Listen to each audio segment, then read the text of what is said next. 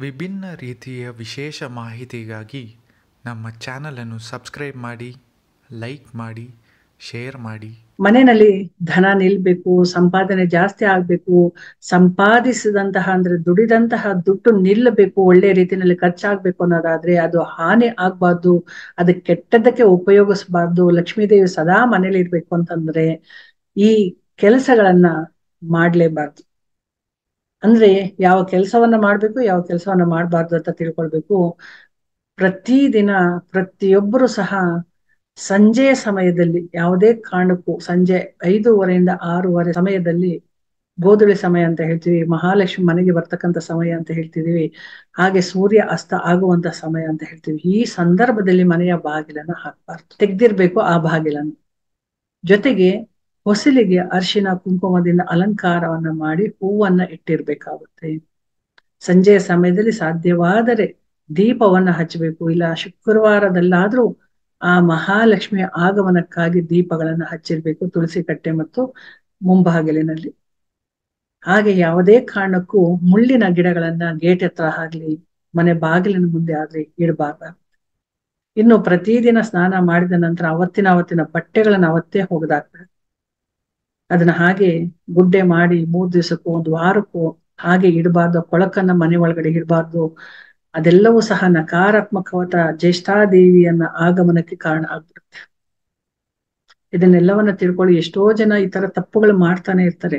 ಇನ್ನು ಬಟ್ಟೆ ಒಗೆಯುವಂತ ಸಂದರ್ಭದಲ್ಲಿ ಬಟ್ಟೆ ಒಗೆದಾದ್ಮೇಲೆ ಜಾಲ್ಸಿರ್ತಕ್ಕಂಥ ನೀರನ್ನ ಕಾಲ್ ಮೇಲೆ ಹಾಕ್ಬಿಡ್ತಾರೆ.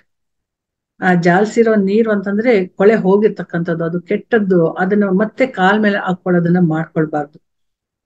ಶುದ್ಧವಾದ ನೀರನ್ನ ಕಾಲ್ ಮೇಲೆ ಹಾಕೊಳ್ಳಿ. ಆ ಕೊಳಕು ನೀರು ಜ್ಯೇಷ್ಠಾದೇವಿಯ ಒಂದು ಪ್ರತೀಕ ಆಗಿರುತ್ತೆ, ಅದು ಆಚೆ ಹೋಗ್ಬೇಕಾಗುತ್ತೆ. ಹಾಗಾಗಿ ಯಾವುದನ್ನು ಮಾಡ್ಬೇಕು, ನೀರನ್ನ ಮಿಕ್ಸಕ್ ಹೋಗಿ ಕಾಲ್ ಮೇಲೆ ಹಾಕೊಂಡ್ರೆ ಮತ್ತೆ ಆ ಗಲೀಜಿಂದ ಮನೆ ಒಳಗಡೆ ಬರ್ಬೇಕಾಗುತ್ತೆ. ತಗೊಂಡು ವಾಪಸ್ಸು ಆಚೆ ಕಳ್ಸೋದನ್ನ ಬಿಟ್ಟು ಒಳಗಡೆ ತಗೊಂಡ್ ಬಂದ್ರೆ ಅದು ಮತ್ತೆ ದಾರಿದ್ರ್ಯವನ್ನ ಒಳಗಡೆ ತಂದಂಗ ಆಗ್ಬಿಡುತ್ತೆ. ಹಾಗೆ ಯಾರಾದ್ರೂ ಮನೆಗೆ ಬಂದ್ರೆ ಅವ್ರಿಗೆ ತಿನ್ನೋದಕ್ಕೂ ಕುಡಿಯೋದಕ್ಕೆ ಏನಾದ್ರೂ ಕೊಟ್ಟು ಕಳಿಸ್ಬೇಕಾಗುತ್ತೆ. ಬರೀ ಗೈನಲ್ಲಿ ಯಾವ ಕಾರಣಕ್ಕೂ ಕಳಿಸ್ಬಾರ್ದು. ಒಂದು ನೀರಾದ್ರೂ ಕೊಡ್ಬೇಕಾಗುತ್ತೆ, ಅರಿಶಿನ ಕುಂಕುಮ ಆದ್ರೂ ಕೊಡ್ಬೇಕಾಗುತ್ತೆ. ಮಹಾಲಕ್ಷ್ಮಿ ಯಾವ ರೂಪದಲ್ಲಿ ಮನೆಗೆ ಬಂದಿರ್ತಾರೋ ಗೊತ್ತಿಲ್ಲ, ದೇವರು ಪರೀಕ್ಷಾವನ್ನ ಮಾಡಕ್ಕೆ ಬಂದಿರ್ತಾರೆ. ಕೆಲವೊಂದ್ಸಲ ಅತಿಥಿ ದೇವೋಭವ ಅಂತಾನು ನಾವು ಹೇಳ್ತೀವಲ್ಲ, ಮನೆ ಒಳಗಡೆ ಬರ್ತಕ್ಕಂಥವನ್ನ ನಾವು ಅತಿಥಿ ದೇವರ ಸಮಾನ ಅಂತ ನಾವೆಲ್ಲ ನೋಡ್ಕೊಳ್ಬೇಕಾಗುತ್ತೆ. ಜೊತೆಗೆ ಸಂಜೆ ಸಮಯ ಆಗ್ಲಿ ಬೆಳಗಿನ ಸಮಯದಲ್ಲಾಗ್ಲಿ ಬ್ರಾಹ್ಮಿ ಮುಹೂರ್ತದಲ್ಲಾಗ್ಲಿ ಮಕ್ಕಳನ್ನಾಗ್ಲಿ ಮನೇಲಿ ಇರ್ತಕ್ಕಂಥವ್ರಿಗೆ ಯಾರನ್ನು ಯಾವುದೇ ರೀತಿಯ ಕೆಟ್ಟದಾಗಿ ಬೈಬಾರ್ದು, ಸಿಟ್ಟನ್ನ ತೋರಿಸ್ಬಾರ್ದು, ಗಟ್ಟಿಯಾಗಿ ಕೆಟ್ಟ ಮಾತುಗಳನ್ನ ಹಾಡಬಾರ್ದು. ನಕಾರಾತ್ಮಕವಾಗಿ ಮಾತನಾಡದಷ್ಟು ಆ ಮನೆಯಲ್ಲಿ ಹಣದ ನಷ್ಟ ಉಂಟಾಗ್ತಾ ಇರುತ್ತೆ. ಮತ್ತೆ ಪದೇ ಪದೇ ಸಾಯೋ ಮಾತುಗಳನ್ನ ಆಡೋದು, ಅಥವಾ ನಾನ್ ದುಡಿಯಲ್ಲ ಅನ್ನೋದು, ನಾನ್ ವೇಸ್ಟ್ ಅಂತ ಅನ್ನೋದು, ನಾನು ಹೀಗೆ ಇರೋದೇ ಹೀಗೆ ಅಂತ ಅನ್ನೋದು, ಈ ತರ ಕೆಟ್ಟದನ್ನ ಮಾತಾಡೋದು ಯಾರು ಮಾತಾಡಬಾರ್ದು. ನೆಗೆಟಿವ್ ಆಗಿ ಯಾವ ಒಂದು ಪದವನ್ನು ಬಳಸಬಾರ್ದು.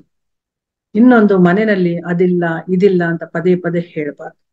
ಜೊತೆಗೆ ಸಂಜೆ ಸಮಯದಲ್ಲಿ ಉಪ್ಪು, ಮೊಸರು, ಹಾಲು, ದುಡ್ಡನ್ನ ಯಾರಿಗೂ ಕೊಡಬಾರ್ದು. ರಾತ್ರಿ ಮಲಗೋಕ್ಕಿಂತ ಮುಂಚೆ ದೇವರ ಮನೆಯಲ್ಲಿ ದೀಪ ಇರೋ ಹಂಗೆ ನೋಡ್ಕೊಂಡಿರ್ಬೇಕು, ಕತ್ತಲಿರಬಾರ್ದು. ಮತ್ತೆ ಮಲಗೋಕ್ಕಿಂತ ಮುಂಚೆ ಪಾತ್ರೆಗಳನ್ನೆಲ್ಲ ತೊಳೆದಿಟ್ಟು ಮಲಗ್ಬೇಕಾಗುತ್ತೆ. ಕಸ ಗುಡಿಸುವಂತ ಪೊರಕೆ ಸರಿಯಾದ ರೀತಿನಲ್ಲಿ ಇಟ್ಟಿದೀವ ಅನ್ನೋದು ನೋಡ್ಕೊಳ್ಬೇಕಾಗುತ್ತೆ.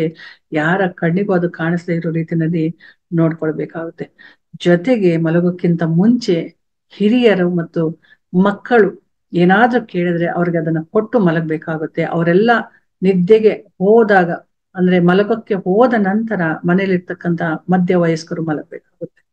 ಅಂದ್ರೆ ಈಗ ಅಪ್ಪ ಅಮ್ಮ ಇರ್ತಾರೆ, ಅತ್ತೆ ಮಾವ ಇರ್ತಾರೆ, ಪುಟ್ಟ ಮಕ್ಳು ಇರ್ತಾರೆ, ಅವರೆಲ್ಲರ ಯೋಗಕ್ಷೇಮವನ್ನ ನೋಡ್ಕೊಂಡ ನಂತರನೇ ಆ ಮನೇಲಿ ಇರ್ತಕ್ಕಂಥ ಪತಿ ಪತ್ನಿಯರು ಮಲಗಕ್ಕೆ ಹೋಗ್ಬೇಕಾಗುತ್ತೆ. ಅಂದ್ರೆ ಅದು ಅವರ ಜವಾಬ್ದಾರಿ. ಇವರು ಮಧ್ಯ ವಯಸ್ಕನಲ್ಲಿ ಇರ್ತಕ್ಕಂಥವ್ರು. ಹಾಗಾಗಿ ಸಣ್ಣ ಮಕ್ಕಳನ್ನ ಹಿರಿಯರನ್ನ ಆದರದಿಂದ ಗೌರವದಿಂದ ನೋಡ್ಕೊಳ್ಬೇಕಾಗುತ್ತೆ ಅಂತ. ಅವ್ರಿಗೆ ಕಾಲ ಕಾಲಕ್ಕೆ ಏನು ಬೇಕೋ ಅದನ್ನ ನೋಡ್ಕೊಂಡು ಸರಿಯಾದ ರೀತಿಯಲ್ಲಿ ಜವಾಬ್ದಾರಿಯಿಂದ ನಡ್ಕೊಂಡಾಗ ಸಾಕ್ಷಾತ್ ಮಹಾಲಕ್ಷ್ಮಿ ಆ ಮನೆಯಲ್ಲಿ ನಿಲ್ತಾರೆ. ಇದೆಲ್ಲವೂ ಸಹ ನಮಗೆ ಬೇಕಾಗಿರ್ತಕ್ಕಂಥದ್ದೇ. ಹಿರಿಯರು ಏನಾದ್ರೂ ಹಾಕೊಳ್ಳಿ, ಮಕ್ಳು ಏನಾದ್ರೂ ಮಾಡ್ಕೊಳ್ಳಿ, ನಾವಿದ್ದಂಗೆ ಇರ್ತೀವಿ ಅಂತಂದ್ರೆ ಮನೆಯಾಗಿ ಇರೋದಿಲ್ಲ. ಹಾಗಾಗಿ ಯಾವ್ದು ಸರಿ ಯಾವ್ದು ತಪ್ಪು, ನಾವು ಒಂದಷ್ಟು ಪದ್ಧತಿಗಳನ್ನ ಆಚಾರಗಳನ್ನ ಮಾಡ್ಕೊಂಡು ಸಹ ಅದರ ಜೊತೆಗೆ ನಮ್ಮ ನಡವಳಿಕೆ, ಸ್ವಭಾವ, ಗುಣ ಇದೆಲ್ಲವೂ ಸಹ ಆ ಮನೆಯ ಕಷ್ಟ ಅಥವಾ ಸುಖಕ್ಕೆ ಕಾರಣ ಆಗಿರುತ್ತೆ. ನಮ್ಮ ಗುಣದಲ್ಲೂ ಸ್ವಭಾವದಲ್ಲೂ ಬದಲಾವಣೆಗಳನ್ನ ಮಾಡ್ಕೊಳ್ಬೇಕು, ಆಲೋಚನೆಗಳಲ್ಲಿ ಬದಲಾವಣೆ ಮಾಡ್ಕೊಳ್ಬೇಕು, ಎಲ್ಲವನ್ನು ಒಳ್ಳೆಯ ಭಾವದಿಂದ ನೋಡ್ಕೊಳ್ಬೇಕು. ಎಲ್ಲವನ್ನ ಮಾಡ್ಬಿಟ್ಟು ನಮ್ಮ ಯೋಚನೆಗಳು, ನಮ್ಮ ನಡವಳಿಕೆಗಳು ಶುದ್ಧವಾಗಿಲ್ಲ ಅಂತಂದ್ರೆ ಆ ಮನೆ ಯಾವಾಗ್ಲೂ ಕಷ್ಟಕರವಾಗಿರುತ್ತೆ. ಆ ಮನೆಯಲ್ಲಿ ದುಃಖ, ನೋವು, ಅನಾರೋಗ್ಯ, ಸಮಸ್ಯೆಗಳು ತಾಂಡವಾಡ್ತಾ ಇರುತ್ತೆ. ಹಾಗಾಗಿ ಏನೇ ಪೂಜೆ, ಪುನಸ್ಕಾರ, ವ್ರತ ಇನ್ನೊಂದು ಮಾಡಿದ್ರು ಸಹ ಒಳಗಡೆಯಿಂದ ಒಳ್ಳೆ ಮನಸ್ಸಿನಿಂದ ಶುದ್ಧವಾದ ಪ್ರೀತಿ ಗೌರವದಿಂದ ಬದುಕೋದನ್ನ ಕಲಿಬೇಕು.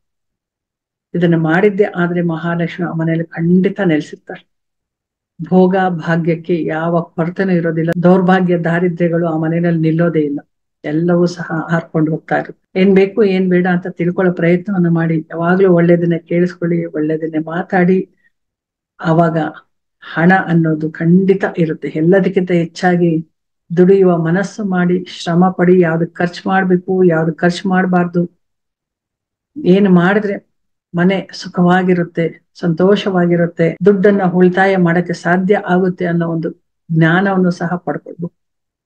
ಯೋಚನೆ ಮಾಡಿ. ಇದೆಲ್ಲವೂ ಸಹ ತುಂಬಾ ಉಪಯುಕ್ತವಾದ ಮಾಹಿತಿಗಳು ಅಂತ ಅನ್ಕೊಂಡು ಈ ಒಂದು ವಿಚಾರವನ್ನ ಹೇಳ್ತಾ ಇರ್ತಕ್ಕಂಥದ್ದು. ಯಾವಾಗ್ಲೂ ಒಳ್ಳೇದನ್ನ ಕೇಳಿಸ್ಕೊಳ್ಳಿ, ಒಳ್ಳೇದನ್ನೇ ಮಾತಾಡಿ, ಸದಾ ನಗ್ನಗ್ತಾ ಇರಿ.